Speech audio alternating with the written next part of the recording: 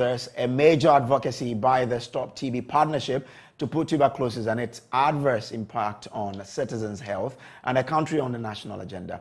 The organization is seeking to revitalize the TB Caucus of Parliament to push the move. At a meeting Friday with the parliamentary group, it secured the assurances of MPs to deepen the advocacy in the national interest. Tuberculosis remains a pressing global health concern affecting millions of people around the world. In Ghana, the escalating number of TB cases poses a significant challenge to the country's healthcare system and its progress towards achieving the Sustainable Development Goal target of ending the TB epidemic by 2030. Parliamentary Affairs correspondent Kwesi Afreh joins us with details. Kweku, first, how big is tuberculosis on the agenda of Parliament, and does this new initiative make any change? Well, I should say that this new initiative appears to be the one pushing members of Parliament to do more. In fact, today in Parliament, almost all who mattered were at this event, starting from the second Deputy Speaker of Parliament, who is the only speaker who is around town. Joseph Osei is not around, the Speaker himself, Alban Bagman is not around. The leadership is not also around, you know, that the minority boycotted. So the higher echelons of Parliament who are actually around at the moment were all at this conference. I mean, giving you a sense of how much important this partnership from this TB partnership and this network means to the MPs. In fact, if you look at the Health Committee, the chairman of the Health Committee, Dr. Nana Yufriye himself was there. The MP for Nabdam, Dr. Ket Nawani, was also there. So hitherto, I've not heard much of a conversation around whether or not TB was such a big thing for parliamentarians. But today, MPs are now commenting and they are saying that this is something really that they think can deepen the process in terms of putting TB back on the higher pedestal of the country. Interesting. And so from the way the parliamentarians received this, do you see any sort of, commitment, higher commitment really to this cause?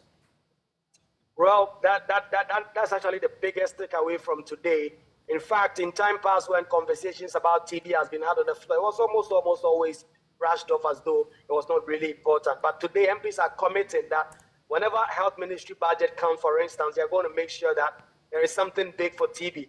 It means that they are going to be speaking about it. They're going to make statements about it on the floor. They're going to demand that the health ministry, the Ghana Health Service, which was also there, I saw the health of public promotion of the Ghana Health Service was also there. So it's also the bigger commitment that is coming in now. But now MPs are assuring, when the Deputy Speaker made his speech, he actually acknowledged how big of a concern TB is in the country and how big of an issue that the citizens must take it. And they are starting this from Parliament, committing to ensure that there is enough budgetary allocation to the Health Ministry, to the Ghana Health Service, and all other allied services. So clearly, this partnership coming from the TB partnership is such an incredible feat for parliamentarians now. And this is something that they're going to hop on and ensure that what is necessary is done. Did they give any reasons why probably in the past it hadn't been that huge on the agenda as members of Parliament? Well, no reasons officially were given, but you realize that for politicians, they usually move with the wind. So if something is big, you can suddenly see that MPs will hop on it. Okay. TB isn't a thing that has come up so big on the floor. In fact, in the last year, it hasn't even come up on the floor at all. No questions have been filed, usually on such important matters. That's why it's so important what this TB partnership is doing to bring this agenda to the doorsteps of Parliament. There's a caucus for parliamentarians to hop on this. There's a TB caucus in Parliament. What the partnership with this group is now seeking to do is to revitalize that caucus to ensure that it's big on the agenda. And people concede that they should have done more, they should have done better, but there's no better time to do it than now, and it's always better late than never. All right, grateful to you, Kwesi Afreh, joining us from Parliament today. Thankfully, we've been joined in the studio by David Kwesi Afreh. He is the chairman of the Stop TB Partnership of Ghana, and he's here for us to have a chat on this. Grateful to you for joining us now. The campaign against TB, just like HIV and AIDS, has been a long one. Question is, why is it still a challenge? Yeah, thank you so much, Kweku. TB is still a challenge because a lot more people die of TB in Ghana than you can imagine. it is clear, according to our own prevalence surveys, when you are taking every 100,000 persons of Ghana, you have a minimum of 87 active TB cases. 100,000. When you take every 100,000 population in Ghana, you have 87 active TB cases among them. Now, so what it means is that we are supposed to be finding about 44,000 TB cases annually. As we speak, we are finding around 16,000 annually. And so you have many more people dying every day of TB. The statistics are very scary. So we are finding or funding them? We are finding them.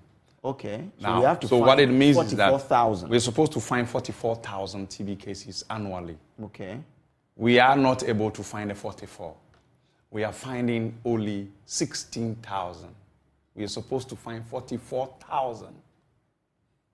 Do we know the reason behind why we cannot find all the 44,000? Yes, it is because of logistical constraints. It's a business of funding that is not there. Before you find one TB case, you need to spend a certain amount of cedis or dollars to be able to reach out to find one TB case in a community and put on treatment. Now, resources to be able to put people, community workers like civil society, to go to hard-to-reach communities and everywhere they can reach. Resources to drive the agenda on the media, involving you, the media houses. Ensuring that nurses, in the health workers in the Ghana Health Service at the district level, at the CHIPS compound level, at the NGO level. I mean, it's not there. You have, as we speak, for example, we have only 97 NGOs that are working across the country with meager resources, finding the TB cases that they can find to support the government. Okay. If we are talking about 270 districts, for example, or constituencies, for example, and you have only 90 that you are reaching. In fact, when you come to the tools that we use to screen TB, that is in the laboratory, we are talking about gene expert machines. And gene expert machine is covering just about 1/3 of the country. So what it means is that we are not, gene expert machine, it's a machine that is in a laboratory. Yes. So if we take sputum of a presumed TB case to the lab, we are supposed to use that machine to screen in a lab to determine whether, and we don't have up to half of the country covered. Okay. In other words, this is the reason why with the Stop TB Partnership Ghana, for example, you have NGOs transporting sputum from one district to the other, where you can find the machine, so that you cut down the catastrophic cost it has to take to get one person to know that they are positive. So they go to the communities to go and screen, and then when they presume that you are TB positive, then they take the specimen, which is principally the sputum. This sputum must be tested in a laboratory for you to be confirmed positive or negative. Okay. Now, the machine that detects this, I'm telling you, we don't even have enough in the country. Are these not the machines that during the height of COVID, we had to convert some of them to be doing the COVID testing? Exactly. Those are the machines? Those are the machines. So what happened is that they were using a different machine for COVID, but along the line, then we have to rework things to see how we use the gene expert machines to also test. And this is why COVID tests were traveling from one region to Accra before they are tested in Gucci until the gene. So what we need is more of the gene experts in the country. If we can have more gene experts in the country, have more money coming in from government, as we speak, we actually have only, for the next 3 years, we have a budget of $80 million from our donors, that is Global Fund. Okay. The government of Ghana's commitment is not there. So what we need now, the TB program needs a budget of about $18 million annually. Okay. So if you have only $18 million for the next 3 years from your donors, if you divide 18 million by 3, do we have up to 9 million? No. You need 18 we million. We need 18 annually. Year. Yes. But your partners are making 18 million for you Good. for 3 years. So we need government support. We need the president of Ghana to come in. Just as he allocated resources to COVID when COVID came, you need to allocate resources too. Because Ghanaians are dying every day of TB. You have more than 30 people dying every day. The statistics are clear. And so we want to call on the president of Ghana. We want to call on the Minister of Finance. We want to call on Parliament. And that is why we were in Parliament to do this. So on that note, are you confident that the MPs are willing to now champion the cause of TB and to make sure that you're getting the right funding to deal with the issue? Oh, yes, their commitment is clear. I mean, it has to take us a lot of mobilization, a lot of education, a lot of sensitization to get to talk with the committee of, select committee on health to understand us, and then now are ready. And so as I speak to you, the chairman of the health committee, Honorable Ayu, himself is Afreh is the chairman of the TB Caucus in Parliament, and the others are supporting him to make sure that they drive resource mobilization for TB in Ghana. They are aware of the gaps, and the commitment is clear.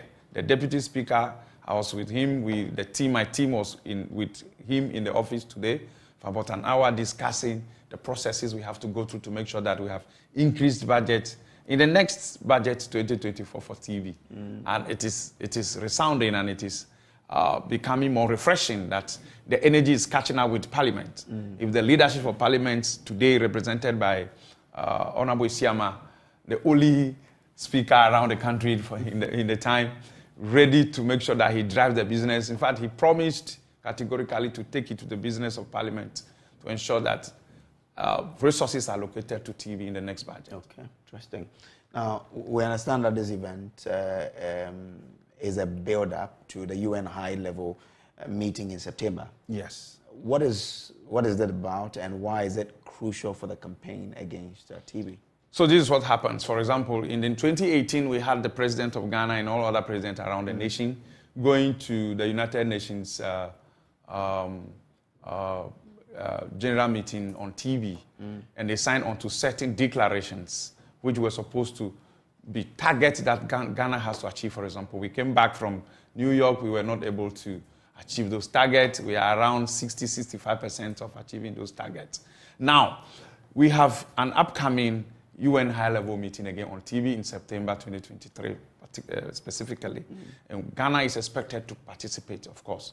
So now, revitalizing the TB caucus in Parliament is a tool to make sure that, one, the parliamentarians are able to work with the missions, Ghana's missions to the United Nations, and to ensure that Ghana participates in building the declarations that are supposed to be meant for nations to sign.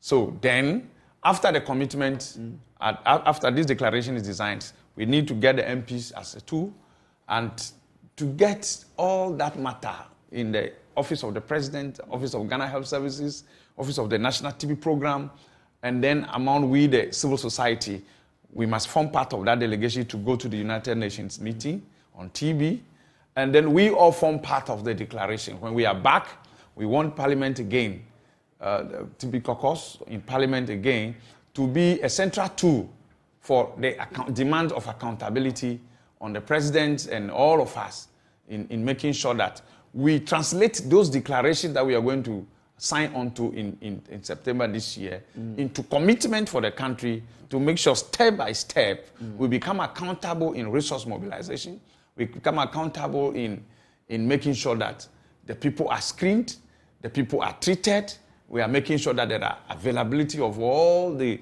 logistics that are needed in this cascade of TB business in order that we are able to end TB particularly by 2030. No, but 7 years we have 7 years to go. You just said that we are just doing around 16,000 out of 44,000. Yes. And we want to end it by 2030. Yes. That's unrealistic. But in your estimation, with what I've even just said, what do you make of our commitment towards the UN commitment? So this is, our commitment are not good enough because we are not bringing, the president who has gone to sign onto it has committed to coming down to put TB on his own political agenda. That he has not been able to do. Okay? So then the commitment of the presidents of Parliament and the Minister for Health and the Minister of Finance are not enough.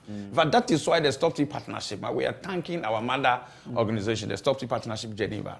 Thank you, Luchika. Thank you, Chief Austin.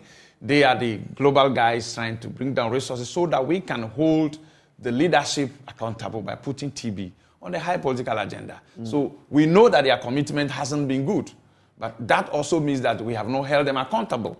Okay? So our role as civil society now is to make sure that we are holding them accountable. And so long as we can keep holding them accountable and working with the structures that are there, we should be able to end TB if we have the needed resources. COVID came. Like joke, the president announced a $100 million facility. Suddenly, in a year or two down, we can talk about the impact of COVID down. If the president can allocate even $10 million a year for TB. For TB, to support the global fund. Look, let me give you this. TB it's woefully underfunded. Global Fund helps Ghana with 3 diseases. TB, HIV, and malaria. For malaria, we are giving, for example, for the next 3 years, starting 2024, we are giving $120 million. Okay? You can divide that into 3 and know the annual budget. Yeah. And then HIV is receiving $40 million. You understand? Every year. And HIV is $95 million. And TB is $18 million. So if TB is $18 million, how do we end TB? Now, TB actually needs a minimum of $18 million a year. And we are going to be getting from our donors $80 million for the next 3 years. So we need the president to come in. We need the president to come in. The donors have tried their best. They are bringing something. Now, TB is killing. Look, it's serious. Somebody will need to talk more about this. We call on all of you, the media, to get interested. Call on the National TB Control Program. We'll bring them. Let's discuss it. The number of people who die every year out of TB. In fact, when we even detect people and they are on treatment, those that die because they are not detected early. Most of this is because we don't have the resources to go looking for them. You see, when COVID came, the president allocated money for case tracing. Tracing. You understand? Contact tracing. Contact tracing. So where is the money for contact tracing? For TB. For TB. If I am TB tomorrow, there should be resources allocated in one form or the other. But if we know we don't have the funds, that, it's not coming for us to do that, then we have to look at how we can prevent people from getting it, isn't it? How can someone prevent him or herself from contracting TB? See, treatment is prevention. If you have a person living with TB with you, you don't have a choice. Okay. So the biggest way of prevention is treatment.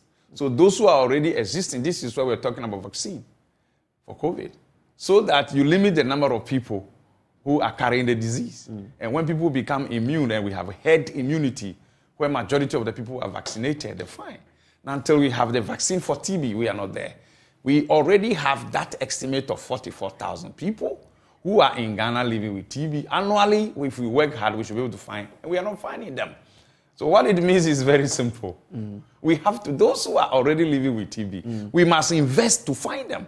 If we can find them and cure them off the system, nobody will get infested again. So in your estimation, what does the Ghana Health Service need in the short term to help the tuberculosis control unit to mitigate the spread? It's resources. We need urgent resources. You see, when the program has money now, one, they will increase the number of diagnostics facilities in the country. Now, this diagnosis machine called GeneXpert also need what we call the cartridges to be able to operate it. Now, we have always had shortages of cartridges. The reason we have shortage of cartridges is because of lack of resources. So our donors say that we are going to give you this amount of money for TB. Now, you are working, and the money they've given to you, you have used it to procure certain logistics, including cartridges, put-on containers, drugs, and all of that. Now, before you realize, the shortages have come because government has not had money to buy more to cover the country. And so there is always shortages of everything. So we have shortages of GeneXpert, we have shortages of X-ray machines, we have shortages of cartridges, we have shortages of drugs, shortages of put-on containers, so human resources not everywhere. Oh, wow. That's a serious issue then. Good. So we need the president to bring his voice onto the table for TB. And it is Ghanaians who are dying. In the last 2 years, the president has invested $100 million for COVID. And today, he can declare COVID not a threat to Ghana. if he can bring the same attention to TB, the Ghana Health Service will do their work, just as they did it for COVID. Okay. The National TB program is available. I salute Dr. Yao Edusipoku. I salute the Director of Public Health, Dr. Franklin Esielu-Bekwin. They are doing a wonderful job. What they need is resources. Okay. Call on the Director General of the Ghana Health Service, he will tell you what he needs is resources to make sure that there are simple logistics that have to be driven. Civil society is ready. We have NGOs in every district, but we don't have all of them actively working because we don't have the resources to give them. The funds. We don't have the funds. And what can they do? There are times that even if you have a small fund and you go to the community to collect sputum, and you come to the laboratory, there is shortage of cartridges. Yes. The resource. Work done is zero.